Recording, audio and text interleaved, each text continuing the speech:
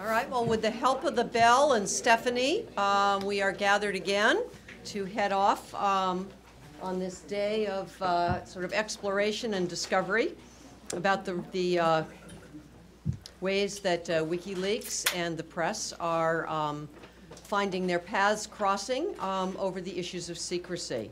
I thought I'd begin just by reading briefly from a piece that David Carr did in the New York Times not too long ago, which was headlined, "WikiLeaks Taps Power of the Press."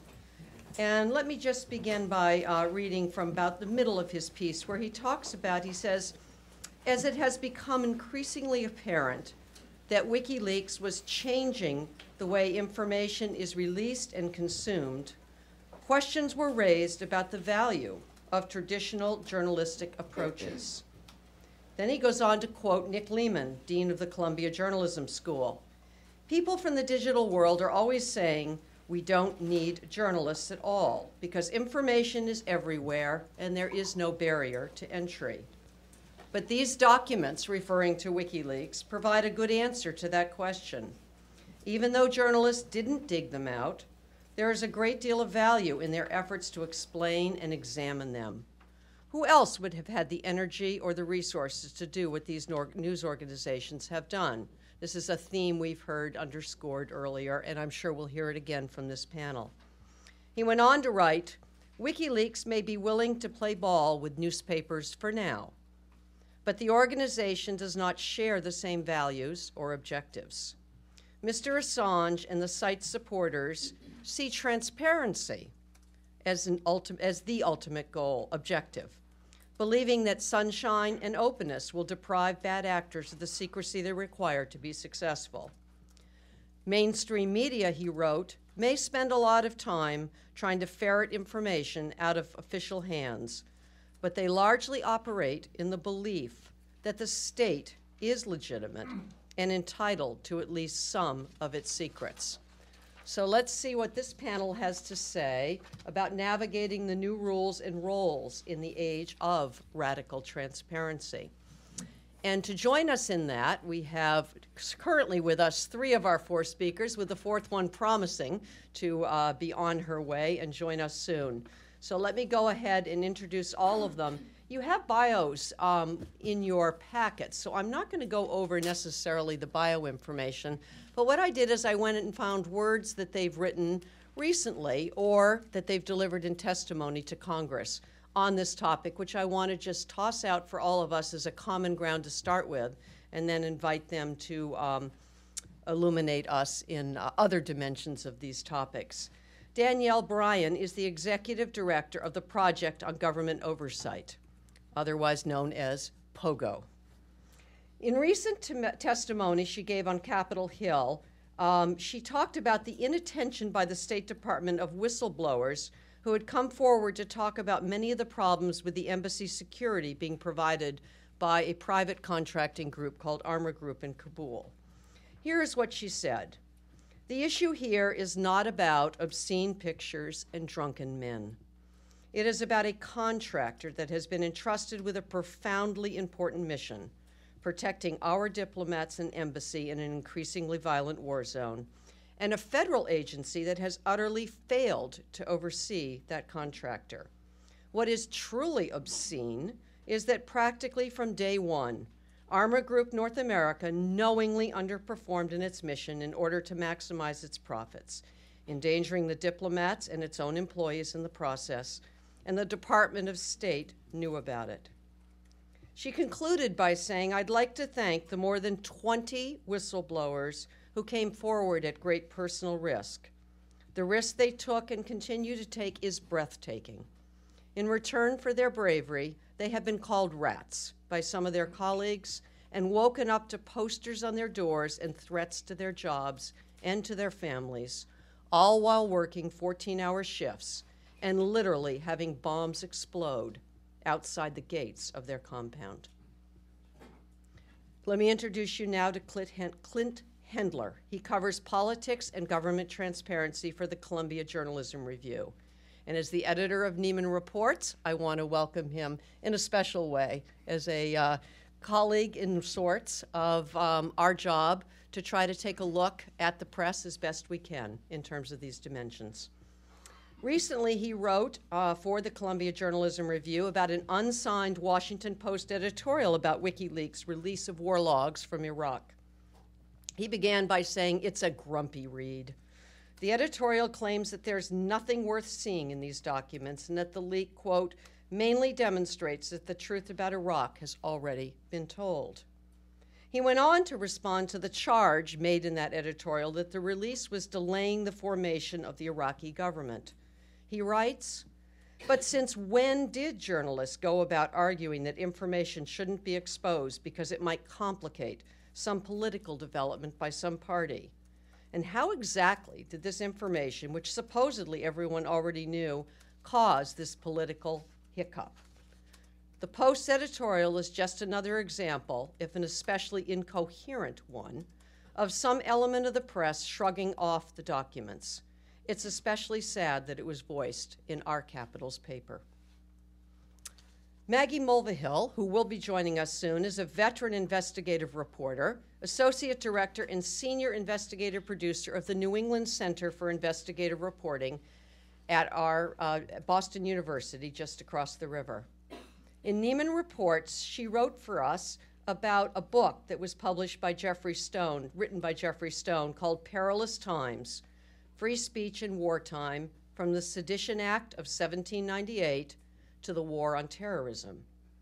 Writing about free speech in post-9/11 America, she said, during the past periods of national distress, Americans have witnessed that those who dared to question governmental leaders have been labeled unpatriotic or disloyal to their country, and this is now happening again.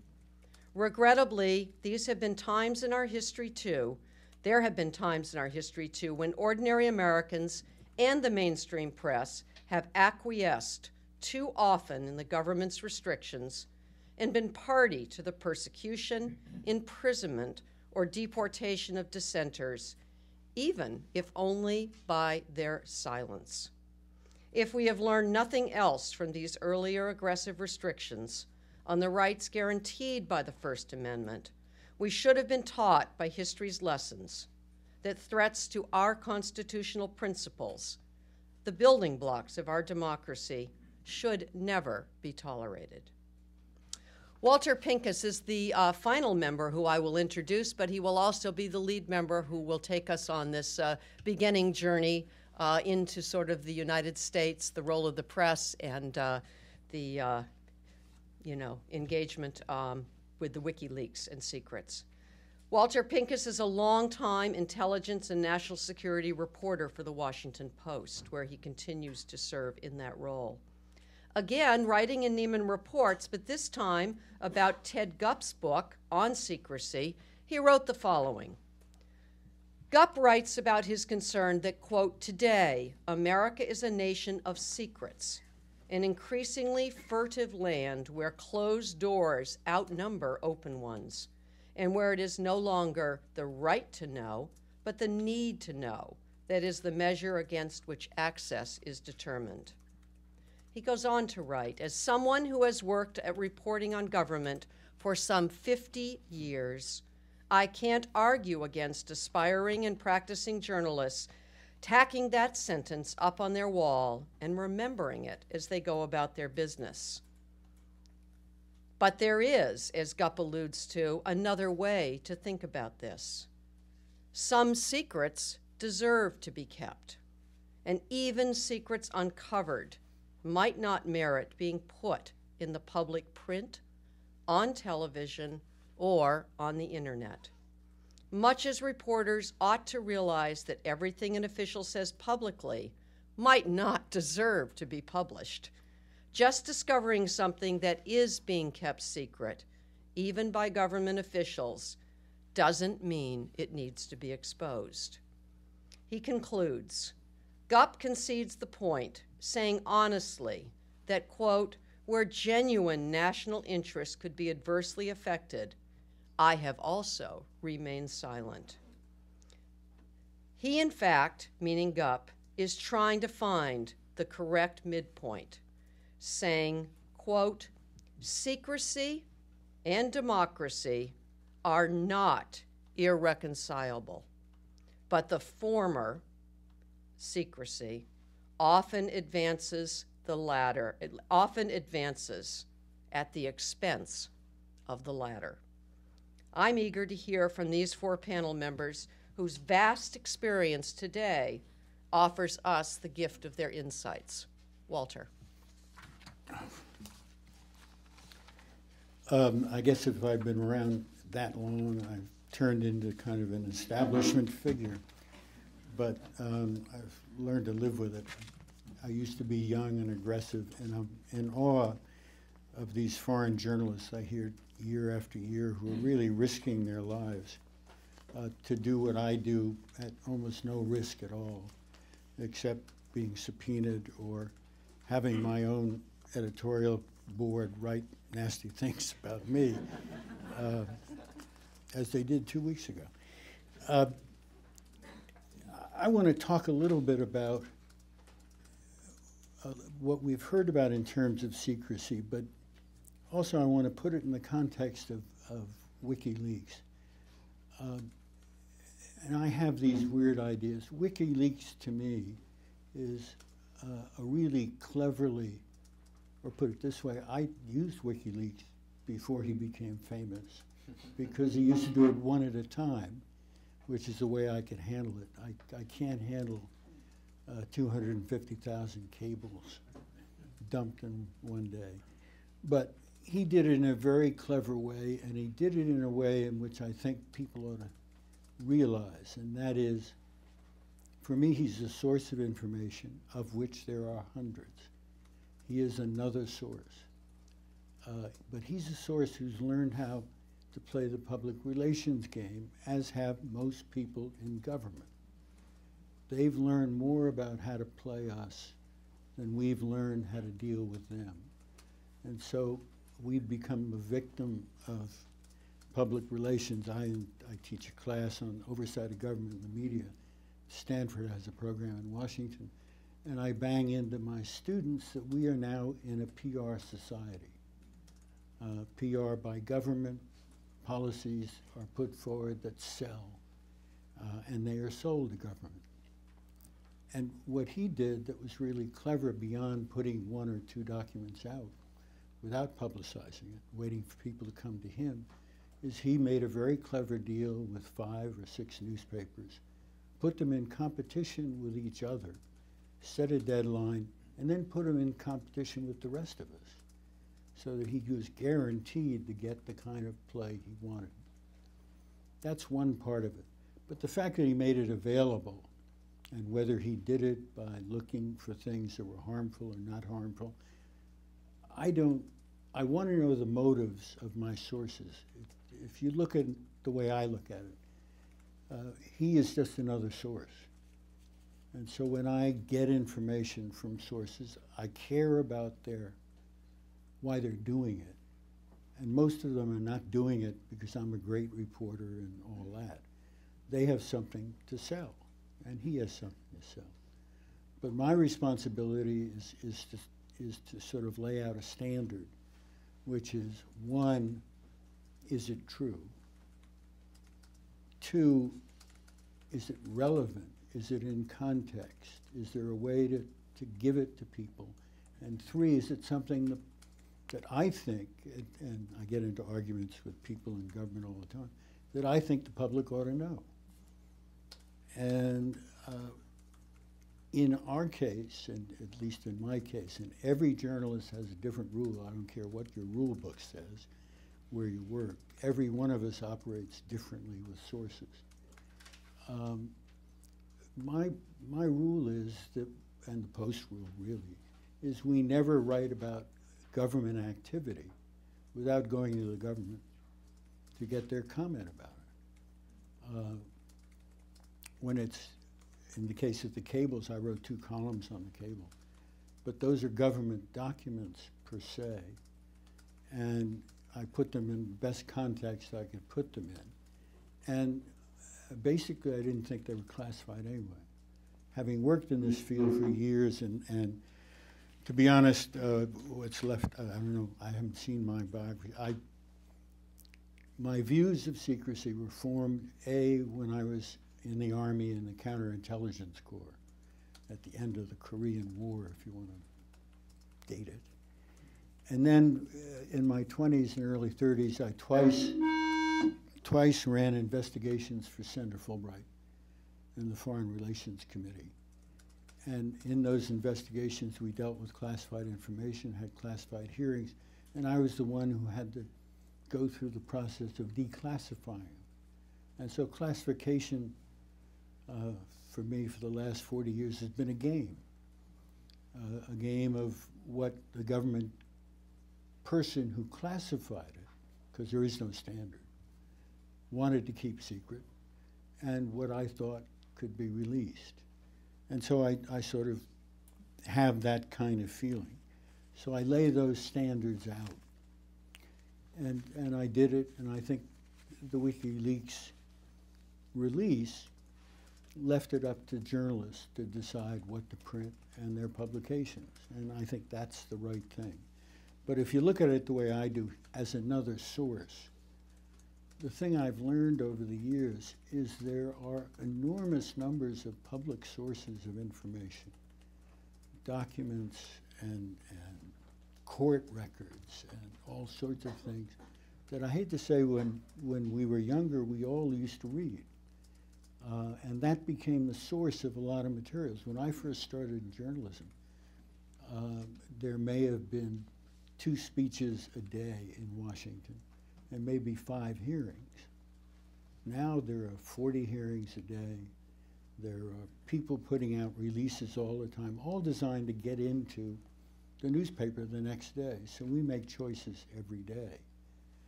There is more news in Washington that's fit to print. My problem is, and WikiLeaks highlights it, how much of it has really been read. I'll give you 2 examples to pat myself on the back. I wrote a column the other day about George Bush's book because, in fact, he totally misused in a report in his book about that Hans Blix wrote before the war.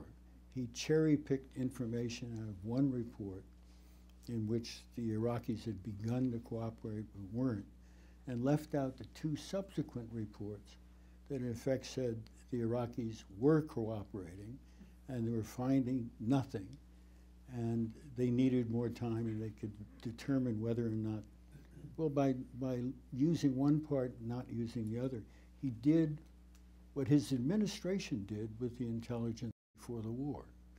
But it's in the middle of the book and nobody talked about it. The other thing I'll talk about is open information. Is every day of the week there is a kind of WikiLeaks material put out in public that nobody reads. It used to be a publication called Commerce Business Daily. It's now called FBO Daily on the web. It is all the contracts the U.S. government puts out and all the awards it makes.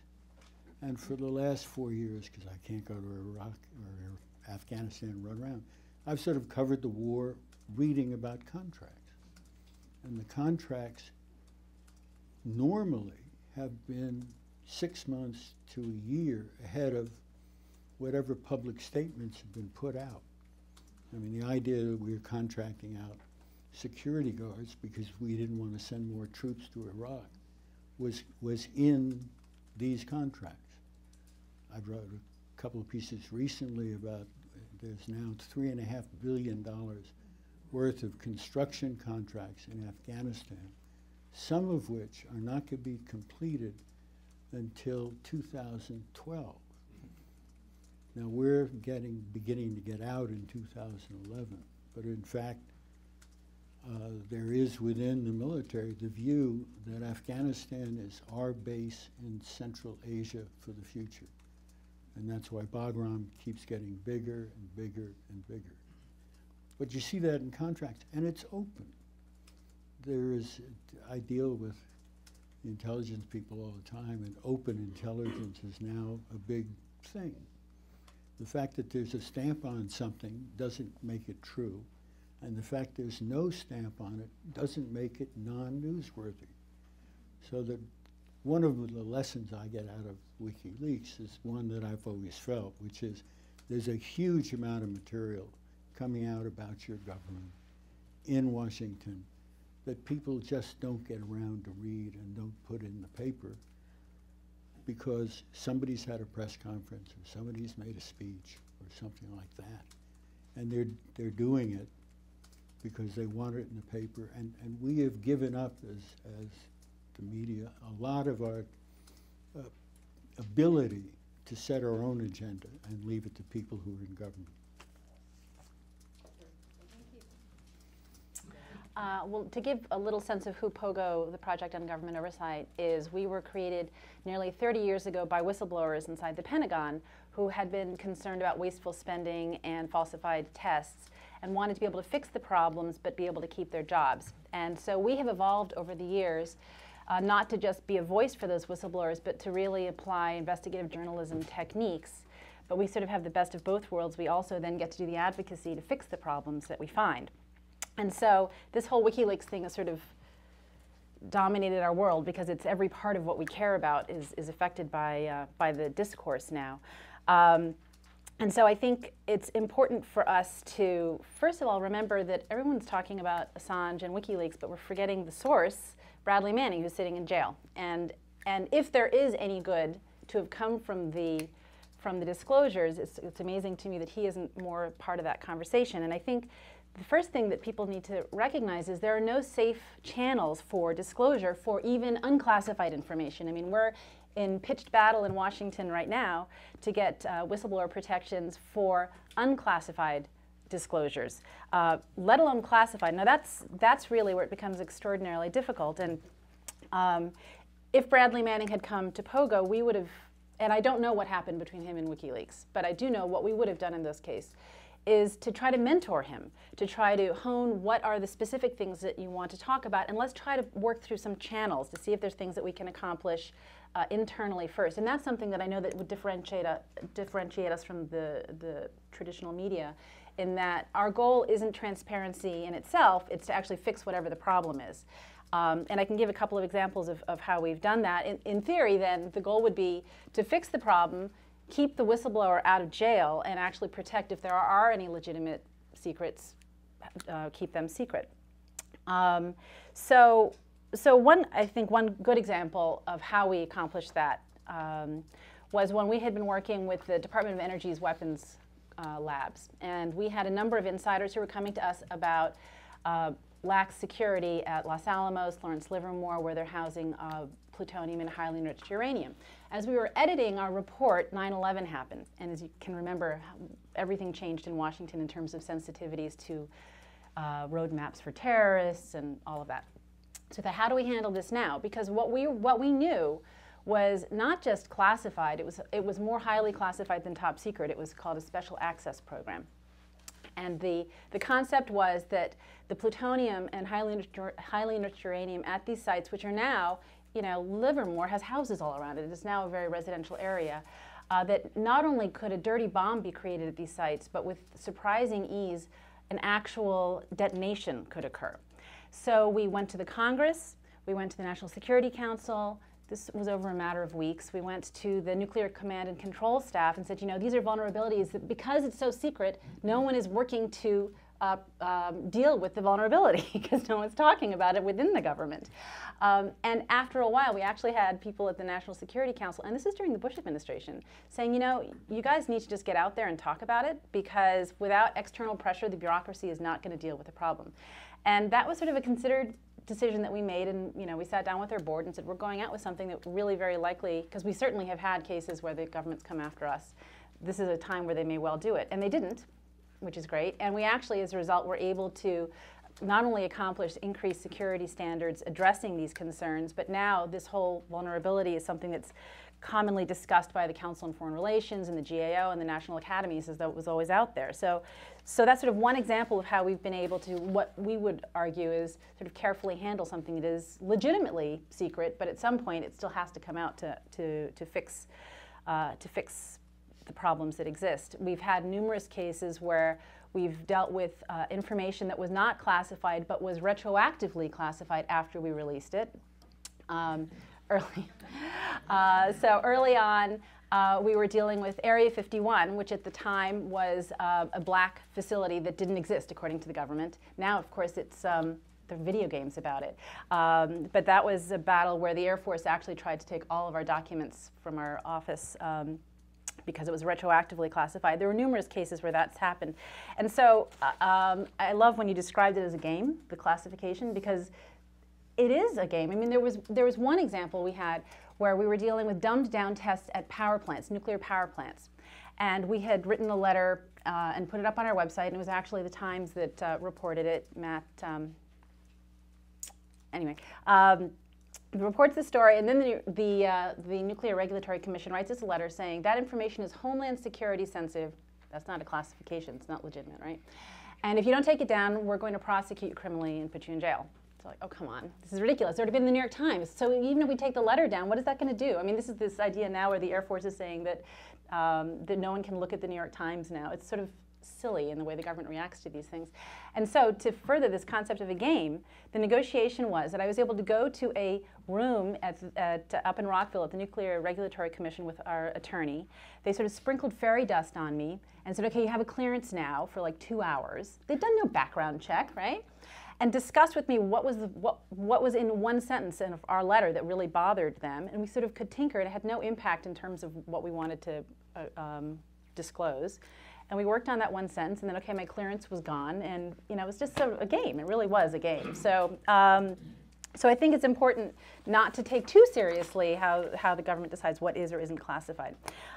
So what has changed for us from WikiLeaks? I would say not all that much. I think what has bothered me is the conversation about is WikiLeaks a journalism organization or not, as though the First Amendment only protects journalists.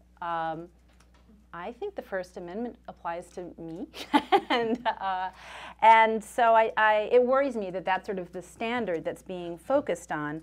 But I do think that what's really important is that with the rights that are afforded with the First Amendment, there are also responsibilities, and so that's the way we approach these matters. So the problem that we're faced now in Washington is that the dialogue, at least, is entirely sort of barn door closing, reactionary, get Julian Assange, you know, do we need to strengthen the First Amendment? How do we deal with the Espionage Act? And not dealing with the actual substantive things that we think need to be addressed, which are safe channels of disclosure, not just for unclassified, but ultimately, hopefully, classified information as well, more responsible classification and declassification processes, better secure. I mean, it really is absurd for private manning to have access to all that information so easily, and being able to download it is silly. Instead, we're getting a bill now that is actually very similar to the Official Secrets Act that passed the Congress during the Clinton administration, and it was only because Clinton vetoed it that it isn't the law. We're seeing that there's an Ensign Lieberman-Brown bill that actually is redefining classified information, so it's not just stuff that's properly classified. And I would suggest that I believe that President Obama is not likely to veto it this time. So I think this is what we're going to be faced with rather than dealing with the substantive issues that we should be. I'll stop. A frightening picture. Well, thanks very much for having me. It's a real honor to be here with such distinguished guests and panelists, and really happy to be here. So I was asked to address the question of what good journalists are in an age of open data, open information. And you know, I think the phrase, the idea that we live in an age of open data, I think it's more of a promise at this point than a reality. I think that's quite clear to see. It used to be that if you wanted government data of any kind, you had to do a couple of pretty analog things, or so I hear. You had to tromp down to City Hall and ask to see a ledger. Maybe you had to take a road trip to the state capitol or to a sympathetic university law library and see the records from the last session. You might have to call somebody up and ask for a copy of the data. You might have to file an Freedom of Information Act request. Of course, people do have to do all those things all the time still, and I've done all those things a time or two myself. But there is at least the potential with public servers on the internet, and that public data can be put on public servers, and virtually anyone can access them: journalists, citizens, bloggers, you and I, whatever you want to call yourself. And that's great, and it's very powerful. But just having access to the data doesn't mean that we can understand it.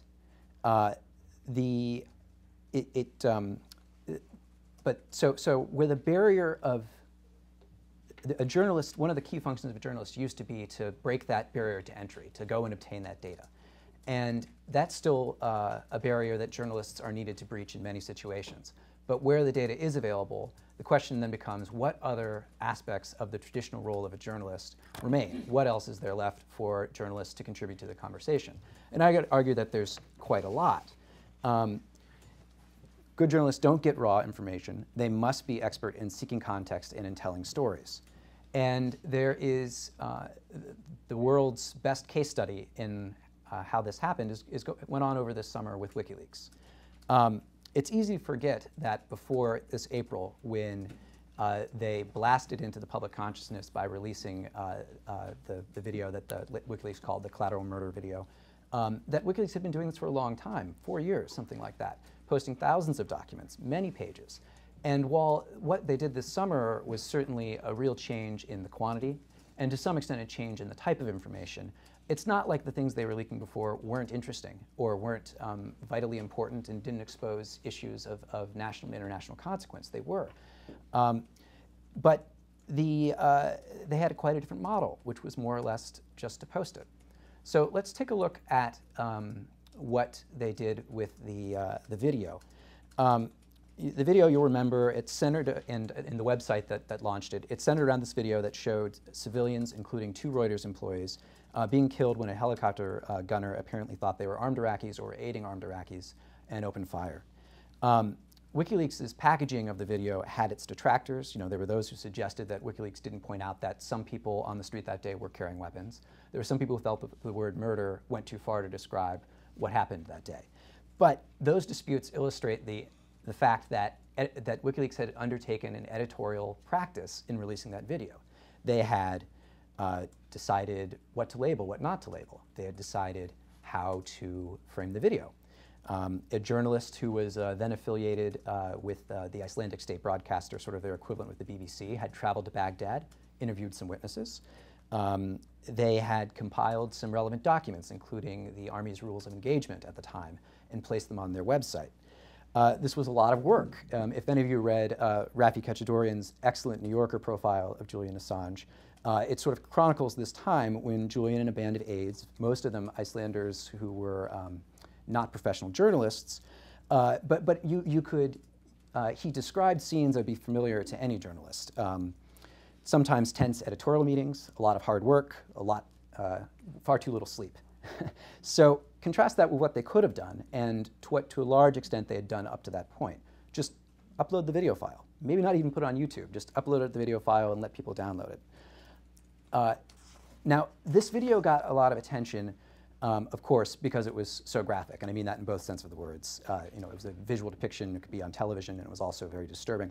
But I think it also at least plants the seeds of a future strategy, which is that these raw documents have a far greater impact when they are contextualized in other reporting that illuminates the events that they describe and the trends that they describe.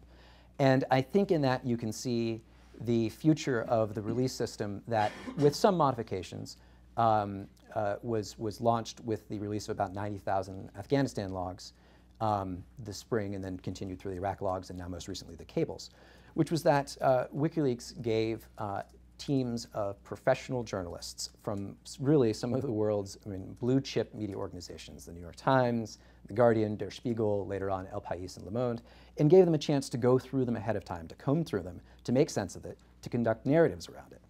And the results were quite different. They were stories that we could all understand. They were stories that we could all grasp were important and were interesting. C.J. Chivers of the Times, who has an Ernie Pyle-like eye for the experience of the common soldier, reconstructed a bloody firefight scene from the front lines in Afghanistan that read like a screenplay. The Guardian produced an interactive map that took you through every IED explosion in Afghanistan and showed you where they were happening more often than others. Other papers, found interesting stories in the documents that if the documents had simply been posted, maybe would never have been uncovered in quite the same way. The system that was birthed here allowed the outlets near exclusives. And as Walter alluded to, I think that is sort of important. I mean, if you're going to spend this much time on anything, it's nice to know that you're going to, that your work is going to have an impact, that you'll get some credit for it, and that your work will be taken seriously. But it also ensured, in a way that Julian Assange had really not had success in the past, that these documents were taken seriously and combed through with the care that they deserved. Assange recently, and actually he knew this at the time, I spoke with a Guardian reporter and editor who told me that Assange basically said this when he was working in the Guardian newsrooms with the original 3 news organizations, and that he realized that without somebody taking the care on these documents, especially now that they were getting into these multi-tens of thousand troves, that they just weren't going to get the impact they wanted. So to come back to much more conventional data disclosures, the things of security filings, parking tickets, demographic data, what are the lessons that WikiLeaks has? Well, the exclusivity issue becomes a little more complicated. If you file a FOIL request, you have a decent idea of knowing that you'll probably be the first news organization to get a look at those documents, maybe exclusively. Although government entities have been known to release these things simultaneously to multiple reporters to sort of take away any benefit that they get from that sort of exclusivity. But you have a reasonable chance. But in the reams of information that are published every day by our governments, from Washington to the smallest towns, it does again speak that just because that information is now technically possible and is more often being put online, it still says that there is a place where finding a story in the data remains essential. Journalists and reporters have skills that are valuable to find those stories and the time and resources to get that done. And at heart, it shows that getting data is usually only the first step towards establishing public understanding. So, thank you. Great. Maggie, welcome. Delighted to have you. I actually have already introduced you in absentia. You did. So you have your full time to share with us your thoughts. Thank you. I was out fighting the good fight. You'll be glad to know I just came from our quarterly board member meeting of the New England First Amendment Coalition, which is a group of publishers and editors from all the New England states who got together a couple of years ago to try to fight for open government here in New England. So I'm really glad to be here. I'm really privileged to be included in this group, and I really appreciate seeing everybody. I was watching the news this morning, and I heard somebody refer to Julian Assange as devoting his life's work to fighting government secrecy. And I was thinking, I'm spending my entire day with people who are doing that at one level or the other. Maybe certainly not on that scale, but anyway, I'm really glad to be here. I was recently talking to a friend of mine who's applying for a Nieman Fellowship, and she was asking me how it was that I chose increased government secrecy as my plan of study back in 2004 when I applied. And at the time, I was an investigative reporter for the Boston Herald, and we were having just an increasingly hard time getting access to the most mundane government records. The effects of 9/11 had really settled in by 2004, and security concerns were cited, frequently by even the most lowly bureaucrat at Boston City Hall as a creative reason to deny access. Also at that time, I remember thinking, and then I wrote a paper about it later when I was here at the Nieman Foundation, the lack of public outrage about news organizations' inability to go to photograph the caskets that were coming back from Iraq. And I remember thinking, if the public isn't furious about that, I mean, we're paying for this war, it's our kids who are dying, how is that going to trickle down to embolden the local official to deny access. And we here in Boston were having trouble getting records. I mean, state officials would fail to digitize records, so they could justify charging thousands of dollars to give us paper records. You'd be facing months of delays to appeal a denial. So it was getting harder and harder to have access. And that certainly was true at the national stage, on the national media stage, and I'm sure it still is in a lot of ways, but I worked on the local plane. I felt that at the local level, government transparency is just as critical as any agency that's in a power center like Washington or New York. So it was a difficult time, and that is why I chose my area of study as government secrecy. My readers at the Herald, which has since disbanded its investigative team, unfortunately, were truck drivers in Boston and nurses and inner city school workers and union officials. And I always felt, and I still feel, that those people deserve as excellent a piece of public service journalism as anybody reading the Wall Street Journal or the New York Times or any other citizen or taxpayer. So parallel to increased government secrecy on every level was deep cuts in local newsrooms, particularly with watchdog journalism or investigative units. That kind of reporting absolutely needs to happen at the local level, and I'm going to give you some kind of comical examples of recent history in Massachusetts. They're actually not comical, but I guess as a reporter, we're a little cynical.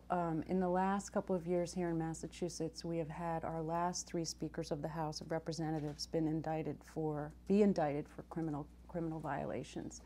A state senator, a prominent state senator, is facing sentencing for bribery, in which she was videotaped by the FBI here stuffing cash down her bra. A Boston city councilor was recently convicted of corruption charges. The mayor's chief of staff, who holds a really powerful position in Boston, was put on a paid leave for deleting hundreds of emails after he got a FOIA request from his City Hall computer. We had a high-level court clerk who was stealing coins from the courthouse copier machine in Cambridge. He's in jail. We had a pretty powerful FBI agent here, John Connolly, mixed up in a mob witness situation, which I can't explain to you. It's too detailed with Whitey Bulger, but he's been convicted of murder in a case relating to his work. A state prosecutor on the Cape is under federal corruption investigation. So that's just Massachusetts, and that's just that's recent history. And I think that illustrates the point that deep government accountability reporting at the local level is really important. We've got to do it. It's pretty clear that when our leaders are up to no good, they need to know that we're watching. And it scares me, frankly, that maybe we haven't been watching as aggressively as we should have been. So that's the problem. There's been cuts in local watchdog reporting, increased government secrecy, and what do we do about it? So some of us defiant local journalists like me and my colleague Joe Bergantino, we set out a few years ago when we were working for the CBS affiliate here to create what is now the New England Center for Investigative Reporting, of which Bob, I'm very honored, is on our board, and Barry Sussman is going to be joining our Journalism Advisory Board. And what we aimed to do here, because we knew it needed to be done, was create something akin to the Center for Public Integrity in Washington, which we really, really admire. We've always admired, and we work closely with them now on some stuff. We think they do government accountability, like a lot of other big players, really well. And we knew, given the landscape here, that we needed something like that here. So we set out to create that, and what we wanted to address and what we recognized was that local watchdog reporting had to continue. And I think even deeper than that, we had to train the younger reporters how to really dig in on a micro level and to understand which I'm fearful that they don't, having worked with them for the last couple of years, that government works for them and it's not the other way around. So the New England Center for Investigative Reporting is funded by the Knight Foundation, and I'll tell you a little bit about how we created it. But I think Joe and I really feel truly that the gap is not on the national stage. We'll always have the big guys, thank God, the New York Times and ABC News doing the big important stories that we need. I mean, one example is the story on the military generals a couple of years ago that were supposedly neutral commentators on the war. But what about the county sheriff who's mistreating prisoners, or the local school board official who's not honoring what he's supposed to be doing in terms of keeping the school running properly, or the local politician who's taking campaign money to influence his vote?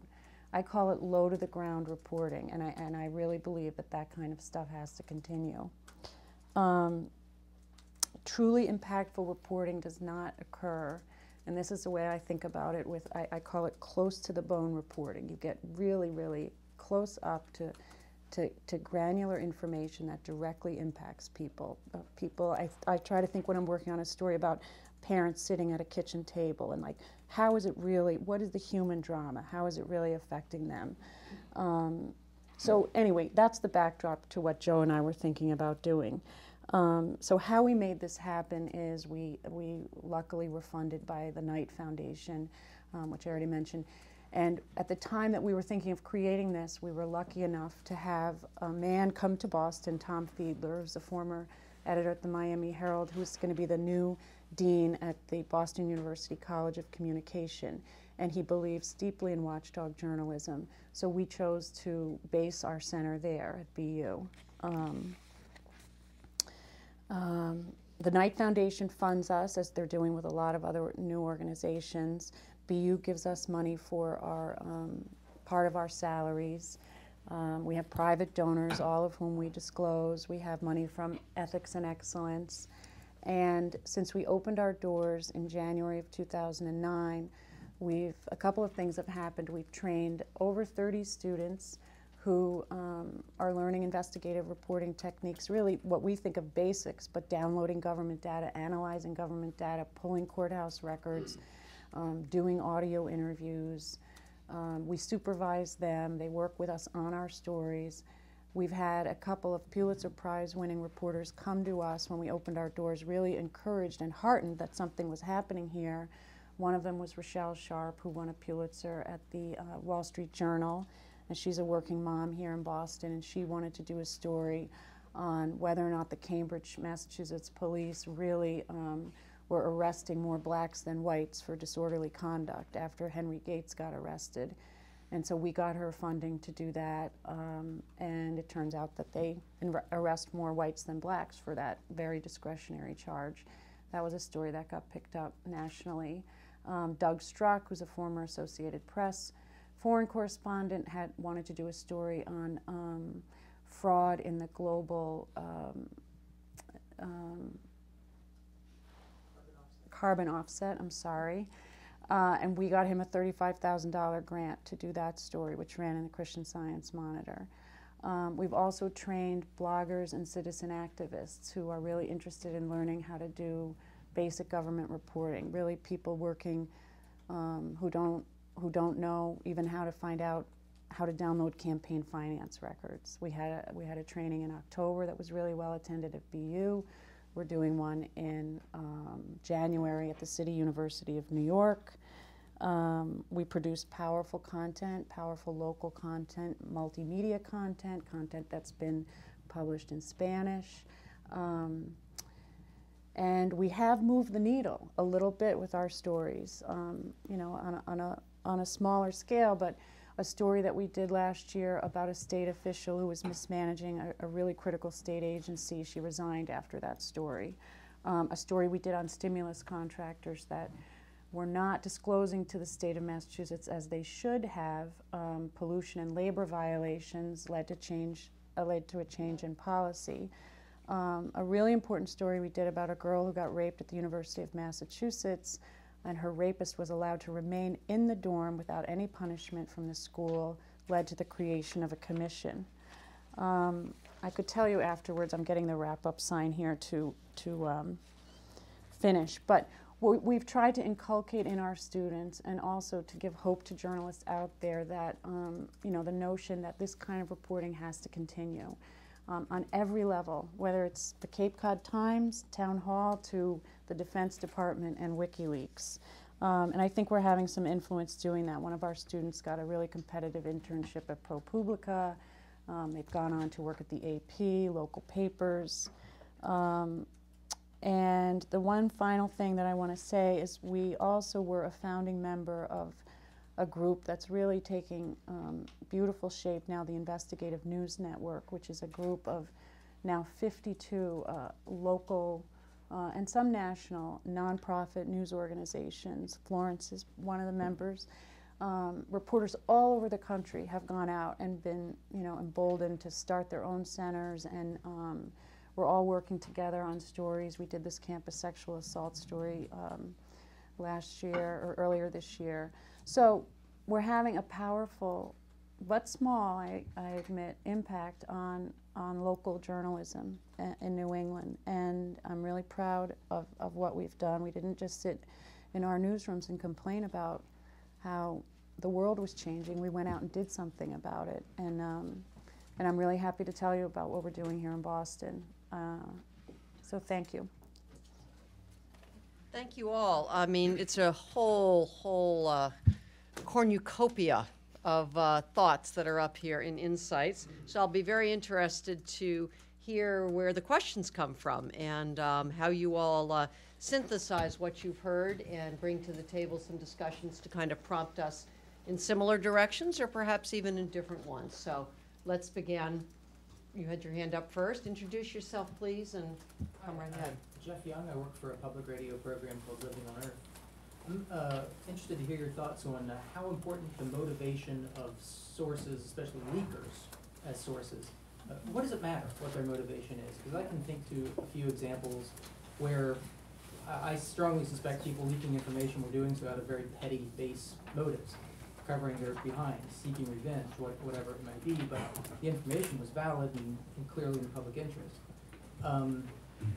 And I think if we expect leakers have to be saintly, and then the moment they are found to have a parking ticket violation or something, it's used against them. I think that's kind of classic trap for whistleblowers that they have to do Mother Teresa or something. Your thoughts? Great. Jeff, let's start with Walter since he's the one who raised this, and I see Danielle wants a part of this too. So Walter? Well, I think it's important to find out, if you can, what the person's, the reason they're doing it. Most people that I deal with, are people this always gets people upset. I get most of the classified information that I write about from people I've known a long time. And it's part of a conversation. If you're talking to people and don't have a document, you really don't know if it's classified or not. So there's that thing. I am not somebody that gets a lot of material over the transom. And I hate to say it, most of the people who call me and want, right off the bat, protection, have information that's wrong. So that's honestly been my experience. I know people who, people do it for all sorts of reasons. You want to know what the reason is, but the really important thing is the information accurate? And is it newsworthy? And if it is, you got to put it in context. So the motivation, take your pick, but it's our job to get at what's truthful and newsworthy, and not try to settle things. I mean, the great irony of the Post, everybody was angry. I have the most confidential sources in the paper. I mean, I use that nonsense all the time. And so the Post did a survey of where the most unidentified sources came from his sports department. Danielle, you had something to say on this. I love the question because from our perspective, I don't, you're exactly right that a whistleblower doesn't need to be pure in why they're talking about what they're talking about. Really is about the sort of the facts that they're trying to disclose. And that question, I think, is almost always asked of the whistleblower, but almost never asked of the executive branch official who is leaking the information. What is their motivation? Why, why are they leaking the classified information? And it's sort of, I think, very unevenly applied. We also do training for congressional staff on how to do oversight, and I think that the motivation is really important. If you're thinking about someone as a witness at a hearing, you want to know that because the people are going to use whatever dirt they can find on the person to sort of discredit them as a source or as a witness. But at the end of the day, it really is about sort of the information that's what matters.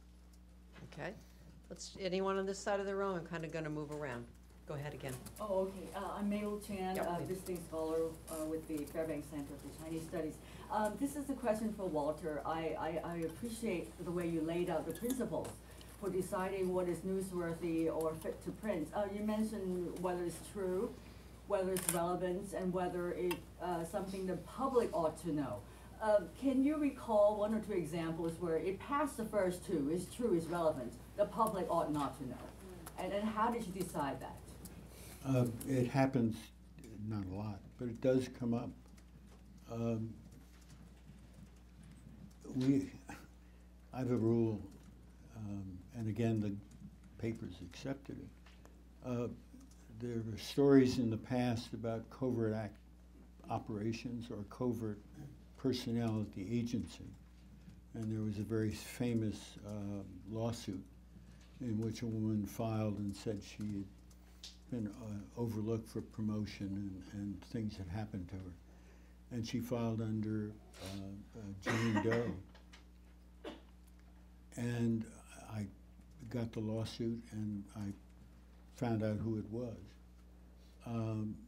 But I didn't print her name because there's a rule about that. I was involved in the Valerie Plame case and was told I wrote the first long story. Nick Crystal had the first story about the ambassador who decided that they hadn't found, that they weren't buying uranium from Niger. And it took me 3 weeks to find out who he was. And then I interviewed him on background because he didn't want to come forward, and wrote a long story about how he came to the conclusion he came to. And then when Joe did his op-ed piece in the Times, we did an interview with him, which was put in the back of the paper, I must say. So the Times got all the credit, never wrote about the story. But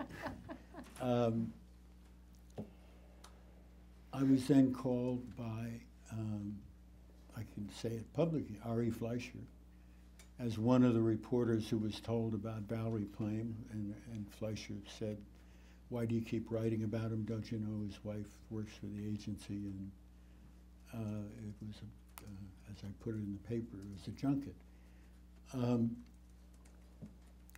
But when Novak came out, I never wrote about it because, and this is part of my idiot life, I had just gotten a law degree in 2001 and knew that they hadn't violated the law. In other words, Ari Fleischer's goal was not to harm the United States or hurt or help an enemy. And that's what that law about disclosing requires. It has to have that intent. So I didn't write about it until there was a federal investigation of who it was, and then we figured out a way to write about it. But the Post has a whole series of Woodward cases, and my cases, where the government has come in as high as the president to say, this really will hurt national security. So we make a judgment.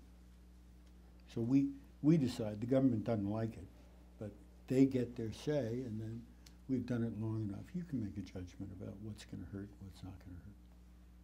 Okay, go ahead. Hi, I'm John Bohannon from Science. Just curious about the journalistic status of WikiLeaks, and more generally, who counts as journalism, why it matters. So Danielle, you mentioned who cares, we all have First Amendment, but then you really made the point that it made a huge difference and it matters whether or not this information is being treated journalistically or just dumped nakedly. I'm just, for future reference, what do you get when you're considered a journalist? Well, if you don't mind. Big No, head. you go ahead, I'll say something. Yeah, so I think it matters a great deal whether you handle something journalistically from a sense of whether or not it has great impact. That's most what I was speaking about. Legally is an entirely different question. And I find it very hard to draw, and I'm not sure I want to draw a line between what WikiLeaks does and what the New York Times has been doing for 30 or 40 years. I think one of the most important news stories of the last several years was based around a far more classified diplomatic cable from Afghanistan written by Ambassador Eikenberry, where he laid out why he thought basically Obama's Iraq strategy wasn't going to work. Well, the Times got a hold of it. The Times redacted some small parts of it, published it, wrote it up. It shook the conversation about what the president's plan in Afghanistan was enormously. Now that's one cable. It's not 250,000, but it's pretty much legally the same thing. And I think it's going to be very problematic for any prosecution that focuses solely on WikiLeaks' role as a republisher of classified information or a disseminator of classified information, that it won't also trap many vital functions performed by our newspapers and other watchdog journalism organizations. So I hope that answers some of your question. Danielle, does that echo yours, or do you have I something just to want to add? clarify, when I said who cares, it really was a case of, under the law, what is the distinction? I do think it really matters a lot that there is sort of thought and responsibility placed on sort of the dissemination of information. But I do think in the current the opportunities for technology that exists now, the distinction between the source and the disseminator is starting to blur from my perspective. I mean, pretty soon Bradley Manning or future Bradley Mannings will just put it up themselves, and now what do you have? So Yeah, that's true. I mean, a source could be their own disseminator, but the legal distinction remains, which is that Bradley Manning, by being a government employee, had an official obligation to keep those secrets. oh, absolutely. Which is quite a different role than that of the journalist. Okay, let's go over to this side. Yes, I'm hearing a lot of... Can you introduce yourself? Sorry, Jonathan Stray from the Associated Press. I'm hearing a lot of discussion of, national security, national interest. Is a news organization based in the United States, by definition, there to serve the interests of America? Who would like to take that on? Walter, why don't we start with you? To be glib, our responsibility is to serve our readers. And now we have readers all over the world, but we're essentially not a national paper. The Grahams made a decision. It's a local paper in whose realm is national news because we're in Washington. And so I think our survival, I hate to say it, it hurts my ego, depends much more on our local reporting than it does on what I do. But we're allowed in the national staff and our foreign staff to cover foreign news. But we don't cover it the way foreign people would like it covered or at any of the length because we're really focused on our readers. Let me just add a wrinkle to that if I can, and then maybe some of the rest of you. I think that, I think it was Jay Rosen who first described WikiLeaks as the first stateless news organization, which I think may be what you're getting at with your question, that here we have the development of what is arguably the first stateless news organization. If indeed you buy the fact that it's a news organization, I'm just using the term that was applied to it. Is that what you're getting at, that we have this now compared to news organizations that have had a geographic location and thus some engagement with the place in which they're geographically located, or? I'm just wondering, invocations of national security and national interest sound very strange when you're outside of the U.S. That's sort of what I'm getting at.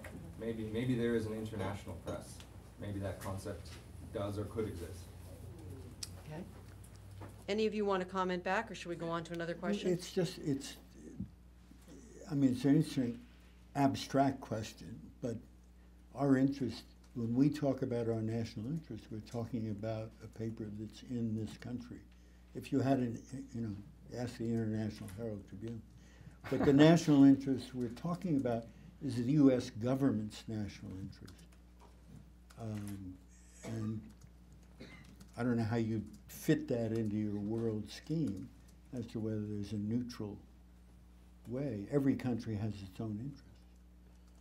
But are you making the distinction between the government's interest and the nation's interest? I think the questioner, right? You're sort of suggesting that the government's national interest isn't necessarily the people's national interest, People right? interpret it globally, yes. Right. Right, well, I think there's a third category. It's maybe not necessarily the American people's interest, but it's quite possibly the interest of 5.75 other billion people. Exactly.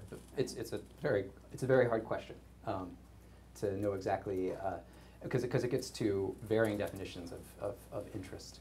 I mean, I think you often see newspapers publish information that is not in the government's interest. I mean, we see that all the time. Then, if you're going to take it a step beyond that into not in the national interest, you have to get into some very thorny questions about what national interest is. And then, as I said, there's this third level, the global one that you're raising. Then you, I think you get forced to make some very tough decisions at that point. So, sorry, that's kind of a dodge. Yeah, Paul Knox from Ryerson University in Toronto and a Nieman alumnus.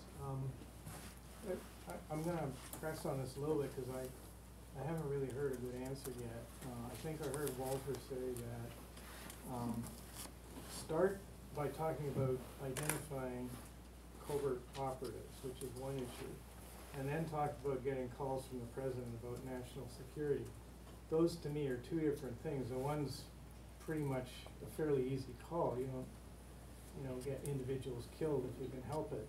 The other one is, the other one is like the New York Times and the Bay of Pigs. If we had published what we knew, this disaster might not have happened.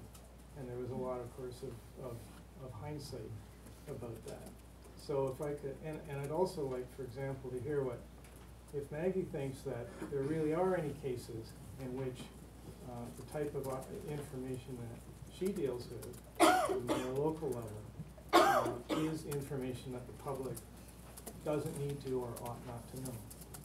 Let's start with the first one on national security and how the press responds to these various pressures on that topic. Walter, you want to lead us off again? Well, we go both ways. We've published things that they didn't want published. I always hate telling war stories because to be a journalist, you've got a huge head and you sit and everybody thinks you know what you're talking about. And you just know what people tell you. I once published, I did a story about spies. And I wrote a story about how we discovered Aldrich Ames. And the next day, the CIA director came in and talked to our editor and said, "You published it, but don't publish it again." And so we haven't. Maggie, you want to take on the local question? Well, I mean, I'm just thinking in covering the stimulus, the wish list that the governor sent down to Washington, his wish list of what we need to get funded for stimulus. A lot of that, in fact, I don't think we ever got that list. Certain things had to do with building plans or roadway information you can be very creative with the way that you define security and what shouldn't be released, and that was starting to happen all the way back in 2004 when it came onto my radar screen, and I was trying to think what story I was working on, and I do think it was some sort of story, a development story, in which I wanted some building plans in the city of Boston, and the argument was made that I couldn't have them because they shouldn't be released to the public. Paul, recently Marcus Broccoli, of course, who's the editor and of the Washington Post and was a classmate of mine as a Nieman Fellow, came up and addressed a Shorenstein dinner, the Richard Salant lecture. And one of the things he made a point of saying is that one of the luxuries in some ways that we have in this country as being a press grounded here under the constitutional freedoms and under the court cases that have resolved some of these issues is that newspapers, journalists do not feel that they shouldn't necessarily go to the government and at least ask questions about national security, because in the end they have the right that's been established to print what they choose to print. In other words, they don't leave those meetings fearing that the government is going to be able to tell them what they can't print. They will just pass on to them information from their perspective about why they would make the judgment one way or the other on that point. I don't know if that's helpful or not. A lot but of people feel, I think it's fair to say, and I think this is what's maybe reflected in some of these questions, a lot of people feel that, that may be what the elite media do, but there's a creeping willingness on the part of most news media to make those decisions themselves and lean much more toward the assumption that there's, that you don't publish a building plan, like Maggie said, because, well, terrorists might get hold of it or whatever. And I guess what I'm wondering is if anybody feels that, there's a need for a little bit more precision here. So what principles are we operating under? And, is it always just a case-by-case basis? Or, I mean, some people in the journalism ethics field are starting to write about, use the word patriotism and say, is there a conflict between journalistic values and patriotic values? Does patriotism have any place in journalism at all?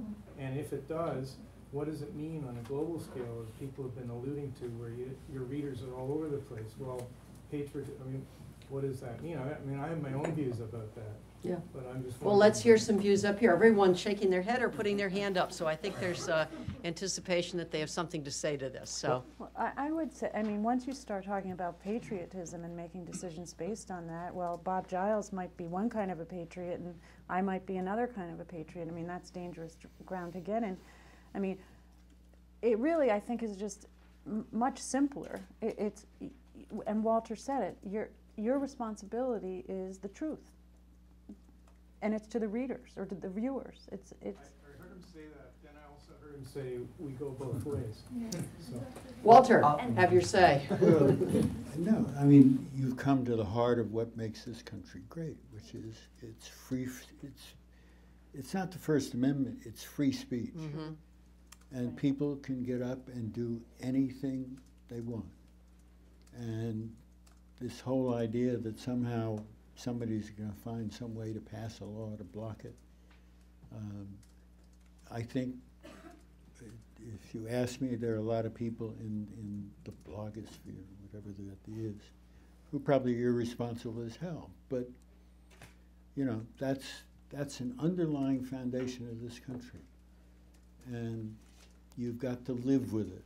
And the dangers are that somebody oversteps the bounds and somebody's going to pass a law that a couple of us will have to break because, it's this old argument going to law school. Danielle. Bad cases make bad law. Bad cases, right. Danielle. I think that it's really important to make this distinction between what the government wants and what's best for the national interest. And I don't think there's anything that I think nothing that Pogo's ever worked on that the government writ large wanted us to come out with. So that, but that doesn't mean there weren't individuals who were, supportive of what we were trying to do. So I have an example of something we didn't come out with for this reason. We had a bunch of baggage screeners that came to us from airports around the country about 5 years ago and said that there was sort of massive problems with the bomb detection equipment. There were so many false positives that they were just turning them all off. Oh.